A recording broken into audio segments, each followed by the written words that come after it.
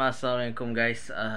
Semalam aku lambat buat video guys. Hari ni pun ada masalah guys. Baru bawa app yang aku guna untuk editing sepertinya tidak dapat digunakan lagi guys ya. Itu sebab aku ada masalah semalam.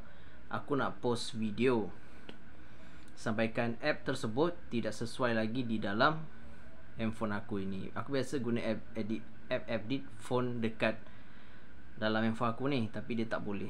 Jadi terpaksa aku cari app yang boleh aku edit. Alhamdulillah aku dapat jumpa. Dan hari ni memang aku lambat sikit lah untuk upload video-video yang baru. Jadi insyaAllah mungkin kedepannya esok lah aku akan edit video yang mungkin agak sesuai lah untuk kalian nonton. Jadi guys, boleh lah dapat tunjuk gambar, dapat tunjuk tu semua, insyaAllah.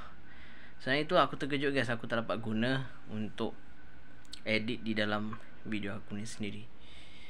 Apapun, nanti aku akan sentiasa update untuk progress di dalam channel aku ni, insyaAllah.